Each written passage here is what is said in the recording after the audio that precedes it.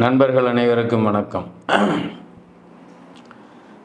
அதாவது எப்போதாவது ஒரு முறை வானவியலில் ஏற்படக்கூடிய சில மாற்றங்கள், சில அதிசய மாற்றங்கள் அப்படின்னா இந்த ஆண்டில் 2025ஆம் ஆண்டில்,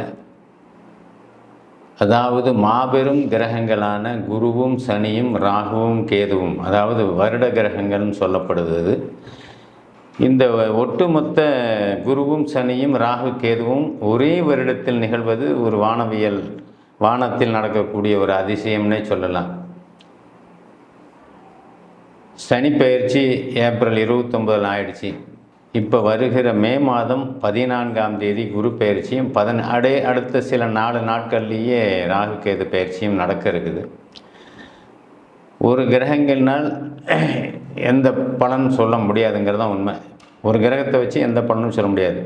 ஒரு பலன் தெரியணும் அப்படின்னா 3 கிரகங்களுடைய தாக்குதல் அங்கே இருக்கும். 3 கிரகங்களுடைய இணைவு, பார்வை, சேர்க்கை, இந்த அமைப்பில் தான் பலன்கள் நிகழ்கிறதுங்கிறது தான் உண்மை.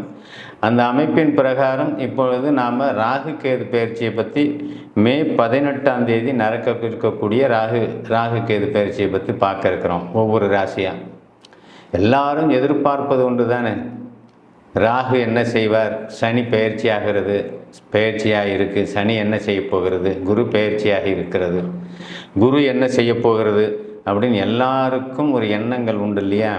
அந்த எண்ணங்கள் பிரகாரம் எடுத்துக்கிட்டோம் அப்படின்னா, ராகு என்ன கிரகம்? முதல்ல மற்ற கிரகத்தினுடைய காரக அமைப்புகள்லாம் எல்லாருக்குமே தெரியும், ஜோதிடம் அல்லாதவர்களுக்கும் தெரியும். எல்லா கிரகங்களுக்கும் காரகத்துவம் உண்டு. ராகு கேதுகளுக்கு காரகத்துவங்கள் கிடையாது, சொந்த வீடுகள் கிடையாது. அப்படிங்கிறது தான் உண்மையான விஷயம். அந்த வீடுகள் எங்கே போய் அந்த எந்த வீட்டில் போய் நிற்கிதோ அந்த வீட்டினுடைய பலனை அந்த கிரகத்தினுடைய பவரை ஆக்கிரமிப்பு செஞ்சு பலன் கொடுக்கும் அப்படிங்கிறது தான் உண்மையான விஷயம். அதனால் ராகு என்ன செய்வார் அப்படிங்கிறது தான் உண்மை. சனிக்கு ராகுக்கும் உள்ள ஒரு வித்தியாசம், சனி பெயர்ச்சினால் நிறைய பேர் நன்மை அடைகிறாங்க, ஒரு சிலர் தீமையும் அடைகிறாங்க. நன்மை அடையும் சில ராசிகள் கூட கஷ்டப்படுற அமைப்பும் இருக்குது சனி பயிற்சியினால்.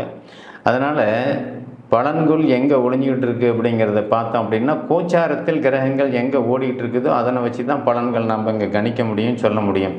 அந்த அமைப்பின் பிரகாரம் மீனத்தில் இருக்கக்கூடிய ராகு பகவான் இப்பொழுது கும்பத்துக்கு வருகிறார்.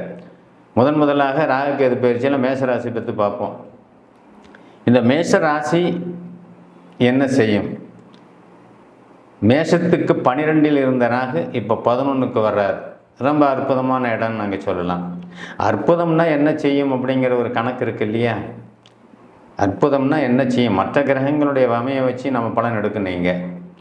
ராசிநாதன் பலகீனம்ங்கிறது ஒன்று. ஒரு 2 மாதத்துக்கு ராசிநாதன் பலகீனமாக தான் இருப்பார். 2இல் இருக்கக்கூடிய குரு 3க்கு போகிறார். அதாவது 14ஆம் தேதி 3க்கு போகிறார் குரு, 18ஆம் தேதி 11க்கு வருகிறார். ராசிக்கு 11க்கு பயிற்சி ஆகிறார் ராகு. சனி 12இல் இருக்கிறார். அப்போ மேசராசிக்காரர்களுக்கு ஒரு விதத்தில் 7.5 சனியுடைய தாக்கம் இருக்கும், இல்லைன்னா சொல்ல முடியாது. சரி, 7.5 சனியுடைய தாக்கமும் இருக்குது. இங்கே ராகு 11ல் வர்றதுனால நல்ல இடத்துல தான் ராகு வர்றாரு. திசாபுத்தியின் அடிப்படையில் தான் பலன் இருக்கும் அப்படிங்கிறது தான் உண்மை. ராகு திசை ஒரு வேளை நடந்திருந்தால் அவர் 12ல் சனி வந்தால் கூட நிகரமான ஒரு வருமானத்தை தருவார். வெளி மாநிலம் வெளியூர்களுக்கு சென்று உங்களுக்கு தொழில் செய்யக்கூடிய அமைப்பை ஏற்படுத்துவாருங்கிறது தான் உண்மை. அதே சமயத்தில் ராசிக்கு பாக்கியாதிபதினு சொல்லக்கூடிய குரு 9ஆம் இடத்தை பார்க்குறார். அப்போ முக்கியமாக என்ன சொல்கிறது, 12இல் சனி வந்தாலும் கூட உங்களுக்கு ராகு 11இல் வர்றது ஒரு நல்ல அமைப்பை தான் தரும், அது இல்லைன்னுலாம் சொல்ல முடியாது. ராகுவை குரு பார்க்கிறது, குழந்தைகளால் சில நன்மை. அப்போ ராகு உங்களை எந்த வகையிலையுமே பாதிக்க மாட்டார் அப்படிங்கிறது தான் உண்மை.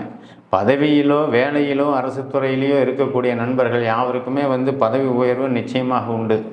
ப்ரமோஷன்னு சொல்லுவாங்க, இதை பதவி உயர்வு உண்டு, பணம் சேரும் அமைப்பு உண்டு. முக்கியமான பேசிக்கே பணம் தானே. வேலை கிடைக்காதவர்களுக்கு வேலை கிடைக்கிற அமைப்பு. என்ன சார் 7.5 சனியும் கடந்து நடக்குது, நீங்கள் வேலை கிடைக்குன்னு சொல்கிறீங்கன்னா கண்டிப்பாக வேலை கிடைக்கும். ராகு திசை நடந்துச்சுன்னா கண்டிப்பாக வேலை கிடைக்கும். பாக்கிய ஸ்தானத்தை பாக்கியாதிபதியே குரு பார்க்குறாரு. அப்படிங்கும்போது பாக்கியங்கள் பெருகும். பாக்கியங்கிறது என்ன? வேலை கிடைக்கிறது ஒரு பாக்கியம், கல்யாணமான திருமணம் நடந்துச்சுன்னா குழந்தை கிடைக்கிறது ஒரு பாக்கியம், வீடு கட்டுறது கூட ஒரு பாக்கியம்தான். என்ன இதெல்லாமே பாக்கிய அமைப்பில் வரும். அதனால தான் ஒரு ஜோசியத்தில் என்ன சொல்றேன்னா, எந்த வகையிலுமே 1, 5, 9ஆம் பாவங்கள் பாதிக்கப்படாமல் இருந்தால் அவர்கள் நிம்மதியான வாழ்க்கையை வாழ்வார்கள் அப்படிங்கிறது தான் அங்கே உண்மை. அந்த அமைப்பில் எடுத்துக்கிட்டோம் அப்படின்னா உங்களுக்கு கிரகங்கள் இப்படி சாதகமாகவே இருக்குது. இருந்தாலும் லக்னாதிபதி நீச்சம் அப்படிங்கிறதுனால ஒரு சில பயத்தை ஏற்படுத்தும். தொழிலில் முதலீடு பண்ணவங்க சில நஷ்டங்களையும் மிகப்பெரிய சறுக்களையும் சந்திப்பீங்க.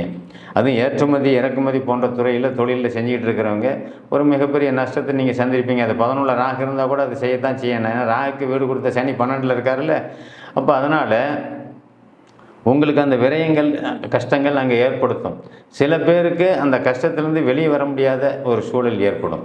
ஆக ராகு மட்டும் தனித்து செயல்பட போகிறதில்ல. சனியும் சரி குருவும் சரி மூவரும் இணைந்து தான் செயல்படுவாங்க.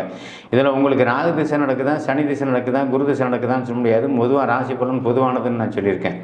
அப்போ ராகு திசை, சனி திசை, குரு திசை இதில் எது நடக்குது? ராகு திசை நடந்தால் பலன்கள் கூடுதலாக இருக்கும். அதாவது எல்லாருக்கும் ஒரே ஒரு இப்போ மேஷராசியில் இருப்பீங்க, 1 கோடி பேர் இருப்பீங்க, எல்லாருக்கும் ஒரே மாதிரியான திசை நடக்கிறது இல்லைங்கிறது தான் உண்மை. திசா பலன் தானே வாழ்க்கையை தீர்மானிக்குது. தசா புத்தி தான் வாழ்க்கையை தீர்மானிக்குதுங்கிறது தான் உண்மை.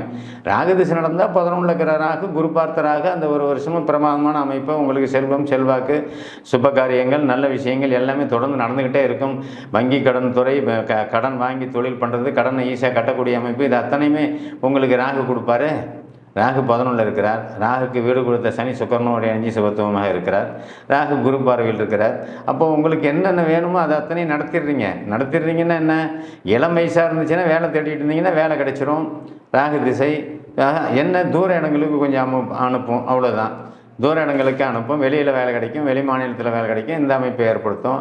அதே ராகு திசை 25 வயசு 27 வயசு பருவ வயசில் இருக்கிறீங்கன்னா திருமணத்துக்கு உண்டான வாய்ப்பை ஏற்படுத்தி கொடுத்துரும்.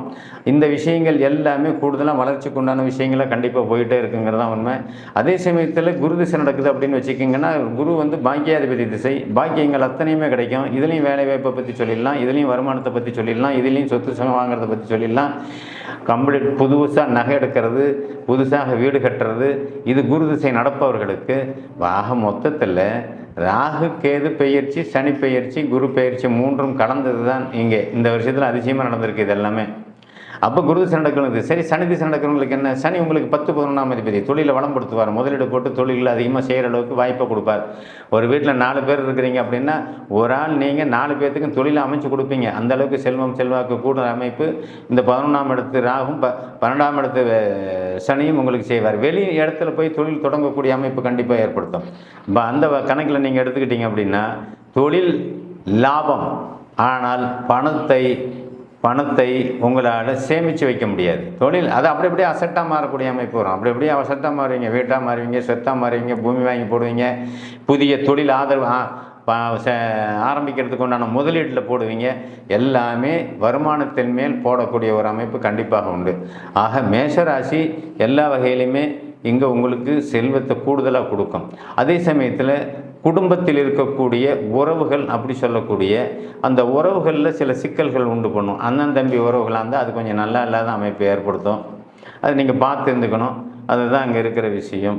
ஆக கணவன் மனைவி உறவாக இருந்தால் கணவன் மனைவி உறவுலையும் சில குழப்பங்கள் சிக்கல் உருவாகும். நீங்கள் ஏதாவது அரசு துறையிலையும் அரசு வேலையிலையும் நீங்கள் கண்டிப்பாக இருக்கிறீங்க அப்படின்னா அந்த அரசு வேலையில் ஏமாறுற அமைப்பு கொஞ்சம் கண்டிப்பாக உண்டு. ஜாமீன் கையெழுத்து போட்டு நீங்கள் மாட்டிக்கிறது, அல்லது கையெழுத்து போட்டு யாருக்காவது லோன் கொடுத்து மாட்டிக்கிறது, பேங்க் செக்டாரில் இருக்கிறவங்க அந்த மாதிரி அமைப்பில் இருப்பீங்க. அரசு துறையில் இருக்கிறவங்க சஸ்பெண்ட் ஆகி வெளியே வர்ற அமைப்பெல்லாம் இங்கே பண்ணும். 12ஆம் இடத்து சனி இல்லையா, வேலையை தொலைக்கிற அமைப்பு போகணும். ரொம்ப உஷாராக எச்சரிக்கையாக நீங்கள் கண்டிப்பாக அந்த விஷயங்கள்லாம் கையாளணும். ஆக மேஷராசிக்காரர்கள் எல்லாமே நீங்கள் தைரியமானவங்க, துணிச்சலானவங்க. எவ்வளோ தைரியமானவங்களாக இருந்தாலும் துணிச்சலானவங்க இருந்தாலும் பணத்திலையும் வேலையிலையும் சிக்கல் வரும்போது கண்டிப்பாக மனசு உடைஞ்சு போயிடுவாங்க. எல்லாருக்குமே இது நடக்கிறது தான். குடும்பத்தில் பிரச்சனை வருதுங்கிறது சாதாரண விஷயந்தான். ஆனால் அந்த பிரச்சனையை சமாளிக்கக்கூடிய நிலை நீங்கள் இருப்பீங்களா அப்படின்னா கண்டிப்பாக சமாளிப்பீங்க. அதுதான் 11 இருக்கிற ராகு. ஒவ்வொரு கிரகமும் ஒவ்வொரு விதமான பலனை செய்யும் அப்படிங்கிறது தான் அங்கே உண்மை. ராகு அங்கே பெயர்ச்சியாக இருக்கும்போது ராகு இருள் தன்மையில் இல்லை, ஒளித்தன்மையில் இருக்கிறார், குருவின் பார்வையில் இருக்கிறாங்கிறது தான் உண்மை. ஆக ராகு எந்த வகையிலுமே உங்களுக்கு கெடுதல் செய்ய மாட்டார். மற்ற 2 கிரகங்கள்னு சொல்லக்கூடிய குருவும் சனியும் மாபெரும் கிரகங்கள் இல்லையா, வருட கிரகங்கள் பயிற்சியாக இருக்கிறேன். சனி 12லிருந்து நல்ல அமைப்பில் தான் இருக்கார். அவர் இயற்கை சுபர் வீட்டில் இருக்கிறதுனால இயற்கை சுபரான சனி உங்களை கெடுதல் செய்ய மாட்டார். குருவும் அதேமாரி புதனுடைய வீட்டில் இருக்கிறதுனால அவரும் சுபர் வீட்டில் இருக்கிறதுனால அவரும் கெடுதல் செய்ய மாட்டார். ஆக மேலும் மேலும் உங்களுக்கு நன்மைகள் வளரக்கூடிய ஒரு அமைப்பில் தான் இந்த ராகு கேது பயிற்சி உங்களுக்கு இருக்குது. அதனால் மேஷராசி அன்பர்கள் எல்லாருமே ரொம்ப தெளிவாகவும் ரொம்ப சுறுசுறுப்பாகவும் நல்ல விதத்துலையும் நீங்கள் இயங்குவீங்கிறது தான் உண்மை. நன்றி, வணக்கம்.